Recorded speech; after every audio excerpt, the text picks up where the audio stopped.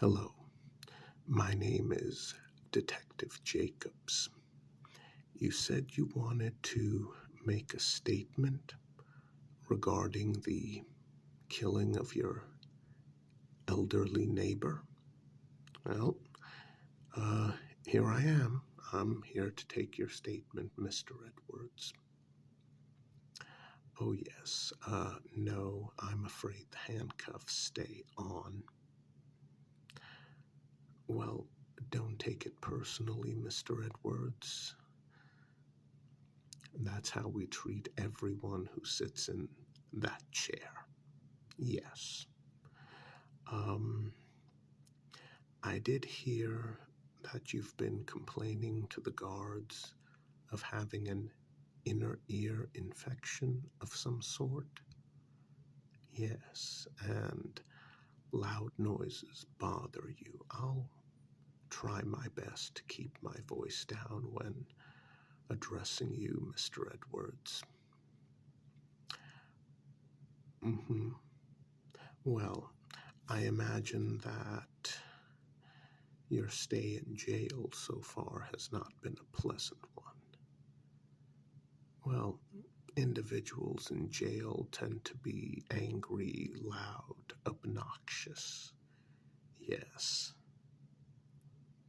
But regarding your statement, mm-hmm, mm-hmm, mm-hmm, mm-hmm, mm-hmm. Oh, I see.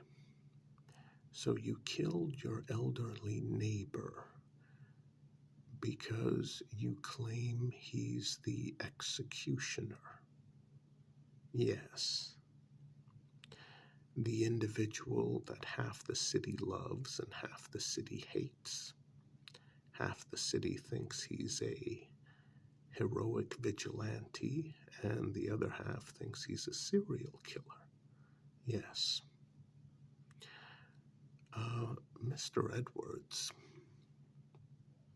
why do you think that? I mean, after all, many of the attacks committed by the executioner required quite a bit of strength and ability that your elderly neighbor really did not possess. Mm-hmm. Mm-hmm. Oh, I see. He confessed to you that he's the executioner. Mr. Edwards, did it occur to you that your elderly neighbor may be suffering from Alzheimer's or dementia or some other mental condition common to very elderly individuals? Did that ever occur to you? Mhm. Oh, he didn't actually confess he's the executioner. He confessed that he has an executioner's knife. I see. So you ended his life and you took his knife. Okay. Officer Stone, could you please do me a favor? I'm going to need that evidence bag with the knife in it. Yes, please bring it here. All right. So your elderly neighbor said he had an executioner's knife. Uh-huh. Yes. You asked to see it and he refused to let you borrow it. Okay. Well, I really don't know what to say about that, Mr. Edwards. Are you sure he said he had an executioner's knife? Mm-hmm. Mm-hmm. Mm-hmm. Well, again, Mr. Edwards, the problem is that your neighbor was very elderly, and according to the report I read, he needed a walker just to get around. I mean, I, I really don't understand why you thought he was the executioner. Well,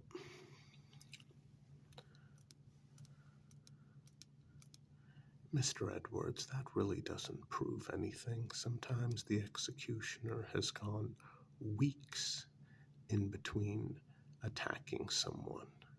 And he usually targets, well, he always targets people with very violent criminal backgrounds who are now out and apparently still committing horrific acts of violence. That's why half the city loves him. Now, Mr. Edwards, hold on a second. Yes, Officer Stone.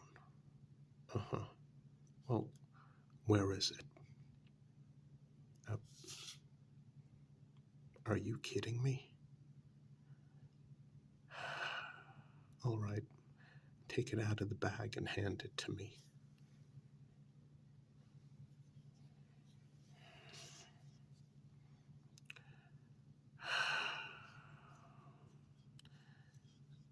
Mr. Edwards, is this the knife you stole from your neighbor after ending his life? Uh-huh, it is. Mr. Edwards, I don't even have to open this. I can already see what this is. It's an electrician's knife. Not an executioner's knife, an electrician's knife. This is what your neighbor was talking about. And quite frankly, Mr. Edwards, I can understand why he didn't loan it out to you. The main blade does not actually lock into place. He was probably afraid you would take it, open it, use it, and then be careless with it so it would come down on your fingers. Well, no, it wouldn't chop off a finger, but you would suffer nerve damage, and then he was probably worried you would sue him. Yes. Apparently, well, not apparently, obviously your elderly neighbor was on SSI, fixed income. I mean, seriously, this was the knife you took off of his rather warm corpse. Yes, I know it's an electrician's knife. My father and grandfather both were electricians, and I've seen this type of knife around. You don't normally see it too often nowadays because modern-day multi-tools have replaced them for most people. And this is not a very good example of an electrician's knife. There's glue residue on the handles. Ugh, I can't even see the brass locking bar. But yes, this is an electrician's knife, not an executioner's knife. Well, maybe you didn't hear him properly because of your inner ear issues. Yes, maybe that's the reason.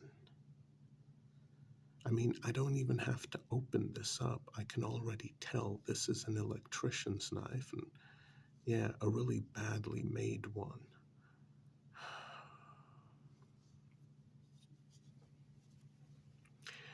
Thank you, Officer Stone. Please note that this piece of evidence was removed from the bag and examined by me. Please place it back in the bag, back into evidence. Thank you, officer. Mr. Edwards, you killed an elderly neighbor because he told you he had a new knife, a new pocket knife. And you heard executioner's knife instead of electrician's knife. Well, no, your neighbor never was an electrician. But I suspect what happened was, being old-fashioned and elderly, he probably recently lost his old pocket knife, one that he probably had for numerous decades, one that was probably older than both of our ages combined. And he must have lost it, went looking for a replacement, couldn't find it, and so he bought an electrician's knife. Now, here's the thing about electrician's knives. The blades tend to be made out of old-fashioned carbon steel. Nowadays, traditional pocket knives are made of stainless steel. Well, if an individual is used to carbon steel, he's going to look for a pocket knife made from carbon steel. And with the exception of an electrician's knife, he's going to have one hell of a hard time finding a traditional pocket knife with carbon steel blades. Yes. Well, I'm sorry, Mr. Edwards. I can see the look of horrified realization on your face, but that's the truth. You ended the life of your elderly neighbor based on a horrible misunderstanding. And again, I have no clue why you would think someone who is elderly and requires a walker could possibly be the executioner, vigilante / serial killer. Yes, I know. You thought that you had gotten the right man because the executioner, well, he hasn't done anything for a couple of weeks. Again, that's how he is. Sometimes there'll be a couple of incidents one day after another, and then sometimes it'll be weeks before there's another incident. But the truth is, Mr. Edwards, you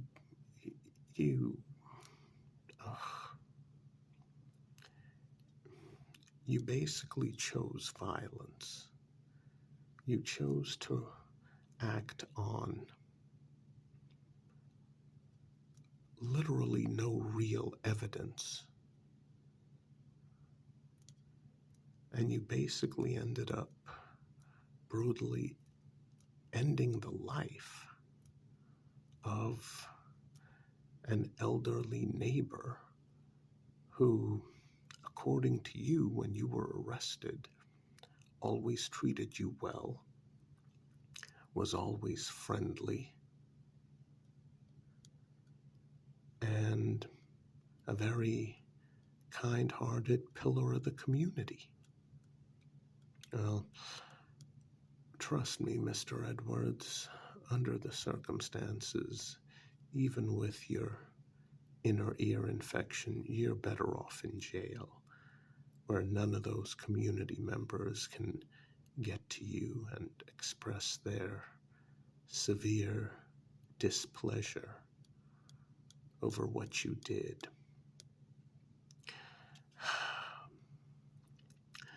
Honestly, Mr. Edwards, if you suspect that someone is a violent, homicidal individual, and you have what you consider to be a tiny bit of evidence, pick up the phone, call us, call the police, let us know your suspicions, let us investigate. It's what we literally get paid to do. There are detectives who have decades of combined experience. Let the professionals handle it. Next time, well, I'm sorry, Mr. Edwards, for you there won't be a next time. But I just wish people would stop, seriously consider if they have any real evidence, and if they strongly believe that a neighbor or a friend or a coworker or an acquaintance is a horrible, homicidal human being, call us, call the police. Let us know your suspicions. Let us know why you suspect someone, and we'll come and investigate. And if they're guilty, we'll catch them. But to choose violence, Mr. Edwards, you ended the life of an innocent elderly man.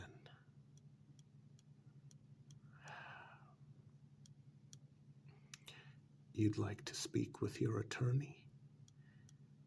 Yes, Mr. Edwards, I think that would be a very good idea.